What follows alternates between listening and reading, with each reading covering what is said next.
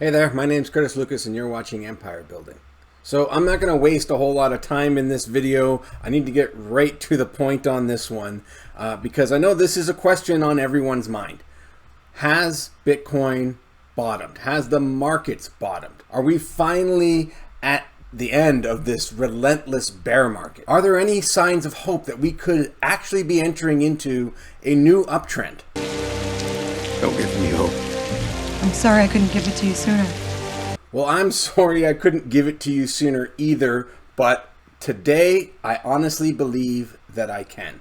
Like I said, I'm going to get straight to the point here, and it is my current belief that yes, in fact, the bottom is in. But I know that it's going to take time for people to become convinced. And unfortunately, the only thing that convinces them is seeing that price go up. Unfortunately, for most, without them. This is most unfortunate because this is when the most amount of gains are to be made. I have been agonizing how best to present this in video format. And over the last few months, I've been researching this and I've formed my opinion. I've talked about this at great length on my Discord. For those of you that would like to become members of that and support the channel, you could follow the link down in the description to Patreon and join the community over there. And even within that community, not everyone is convinced. I ran a poll recently on my Patreon account, on Twitter, and on YouTube. And all three returned nearly the same results. But for me, this only provides yet further evidence that there's a high likelihood that the bottom is in fact in. There's way too many bearish people out there, all expecting to see lower prices. I can't tell you how many times I've heard that everyone's going to be backing the truck up and loading up at 15,000, 14,000. It wasn't long ago that that's what they said about 20,000. We spent a extended period of time at these levels, which indicate to me, yet again, that is another reason that we have formed a base. Another thing people are looking for is a capitulation event. They believe that the end of the bear market will result in a massive capitulation event that they are still waiting for, despite the fact that back in June, we already had a massive capitulation event as a result of the Luna crisis and the contagion that spread throughout the crypto lending markets. Those liquidations were the likes of which crypto has never seen in its entire lifetime. If that's not a capitulation event, I don't know what is. But let's forget about Bitcoin for a moment and let's look at the broader markets, because I don't believe crypto or Bitcoin can rally without the broader markets. It has been made abundantly clear that Bitcoin and other crypto assets are correlated to the broader markets. You cannot ignore them. However, it is also true that Bitcoin has outperformed those broader markets, especially since June. The question is, what is the markets waiting for? What do they want to see? Is it the Federal Reserve pivoting on their monetary stance? Is it some signal about job growth slowing or unemployment rising? Does the indication of whether or not we're in a recession have anything to do with this? So to answer these questions, I did the only thing we really can do and look back in time at a previous moment in history that was as similar as we can get to the situation that we're in today. I've seen people point to the 2000 dot-com bubble collapse as an indication of what we might be witnessing today, or even the housing collapse back in 2008. But I don't believe those bear very much resemblance to the situation that we're in today, as they were not witnessing the extreme inflation that we are faced with today. For that, there's really only one place to go, and that is the 1970s. Now, I won't spend a whole lot of time explaining all the reasons why it is strikingly similar to what we are in today. I can spend more time on that in future videos, but those were the last times we saw inflation at levels that we're witnessing today. This is a chart showing the rate of inflation leading into and through the 70s. As you can see, it went through a period in the 60s of relatively stable price growth, similar to what we had enjoyed over the last, say, 20 years almost. And then it started to creep up. It went through 3 major cycles, with each cycle producing yet a new record for higher rate of inflation year over year. The first peak really only made it to about 6%. We've substantially surpassed that today. The second peak reaching a massive 12.34% before its following decline, followed by yet another massive increase of nearly 15%. This in April of 1980, which would be about 1 year before I was born. So the question I had for myself is, how did the stock market perform during these periods? So I pulled the major data points from this chart and overlaid that among other information that I pulled from multiple sources and developed this chart. Now, I know this looks confusing, and I'm not going to spend a great deal of time going through every single data point on this chart, but mainly I wanted to be able to decipher what the correlation was between all these different data points and how the stock market performed during that same period. These shaded bars that you can see, these shaded areas, indicate the recessions that the economy went through in the United States through this period, and several other data points. Through that first high inflation cycle at the beginning of the 70s, coincided with about this point here on the chart.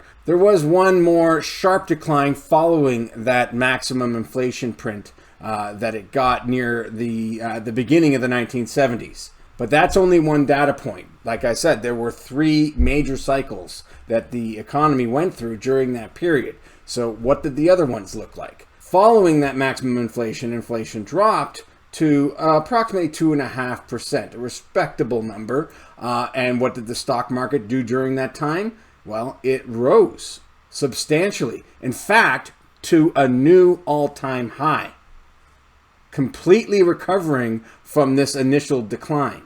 Following that, it went into another cycle where inflation rose even more sharply than the first time, more similar to what we've experienced this time around, reaching a maximum of 12.5% or so.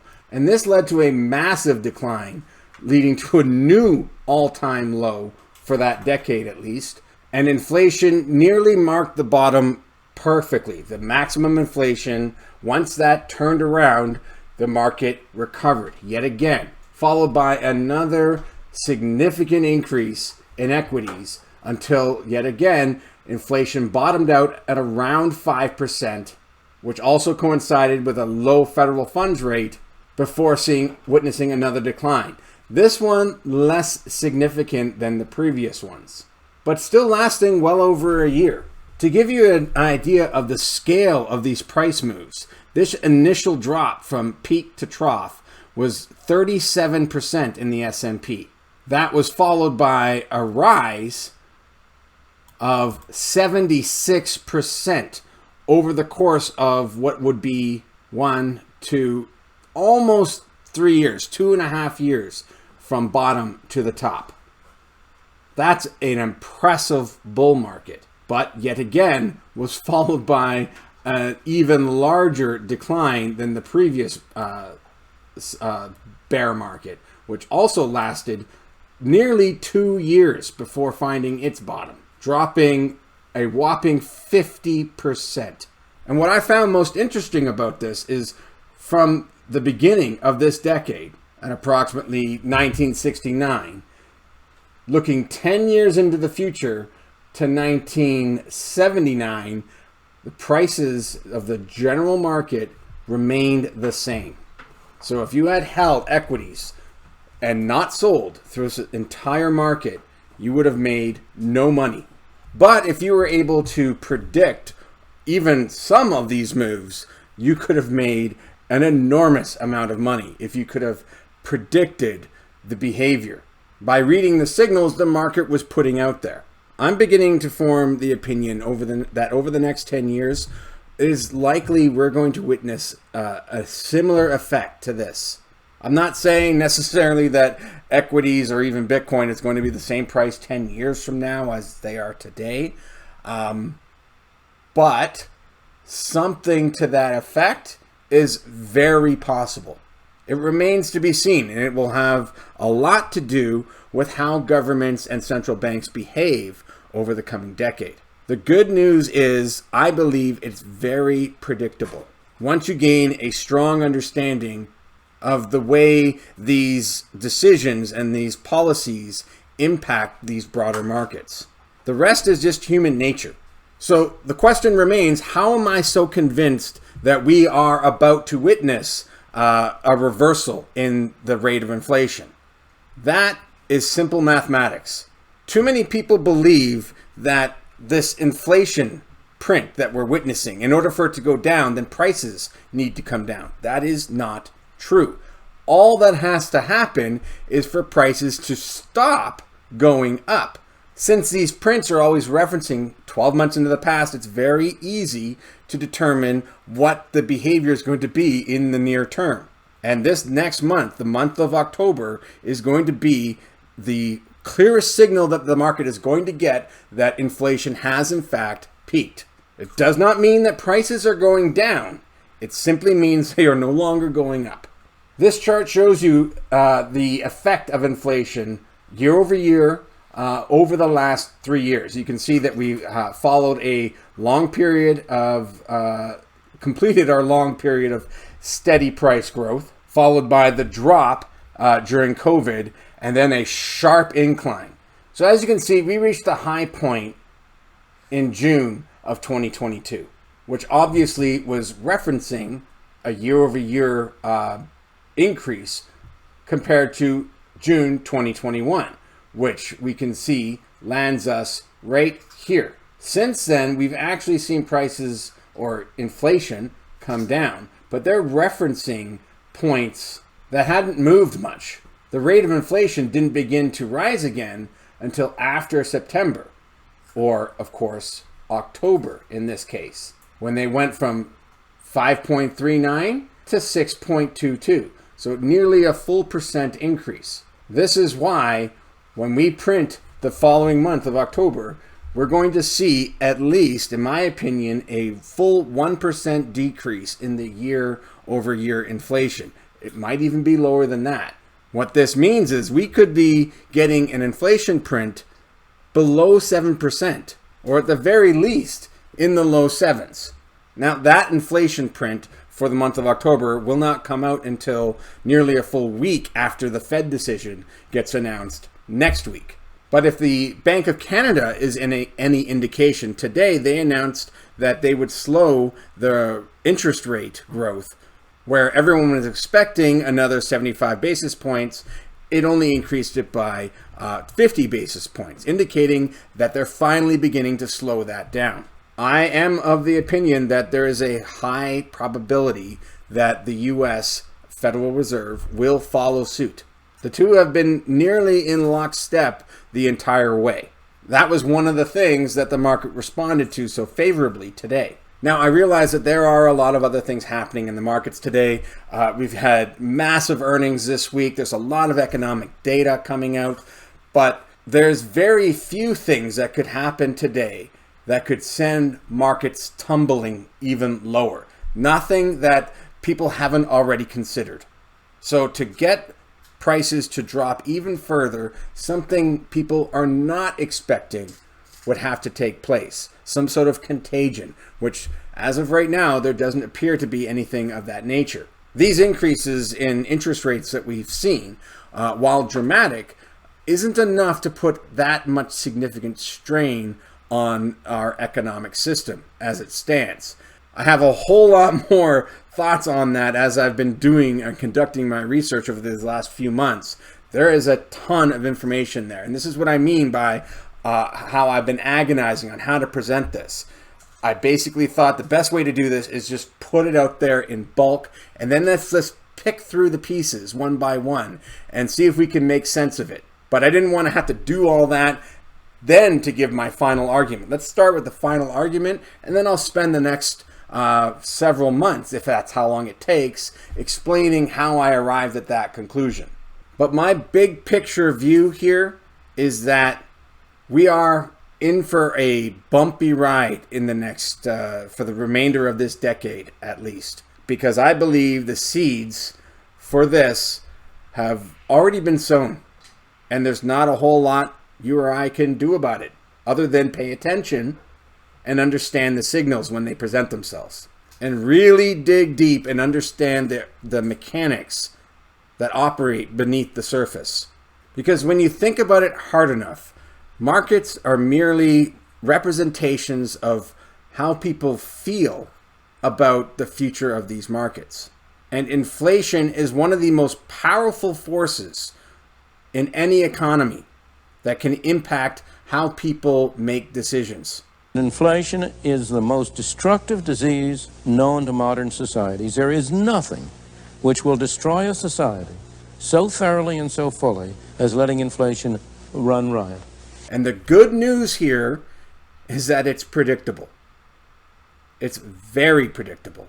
In the absence of volatile inflation, not just the absence of inflation, because that is a reality that we've always had to deal with. But when inflation becomes unpredictable and varying, that changes how people behave.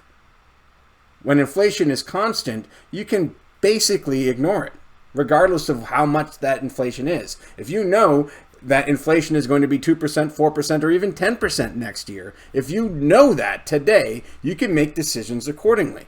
But if you don't know it and it catches you off guard, that changes how people respond.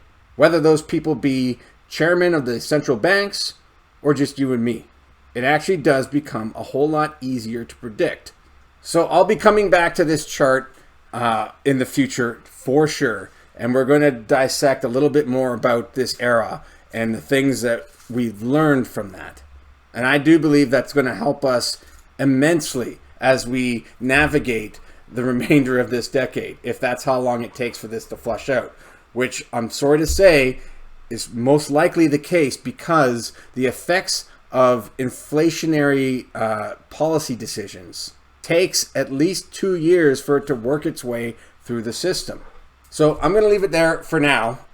So in summary, yes, I do believe that we have bottomed, both in Bitcoin and in the broader markets. And we are going to get a substantially lower inflation print come the second week of November. And there's a high probability, though not necessary, that the Federal Reserve will reduce the size of their next rate hike, most likely to 50 basis points instead of the anticipated 75 basis points. And this is the time that I choose definitely not to be out of this market. And despite my outlook over the next 10 years, I do believe over the next 1 to 2 years, things could be extremely bullish. So much so that, like I said, I think that it is very possible that we could see brand new, fresh all-time highs across the board. That's it for this one. Now let's get back to empire building.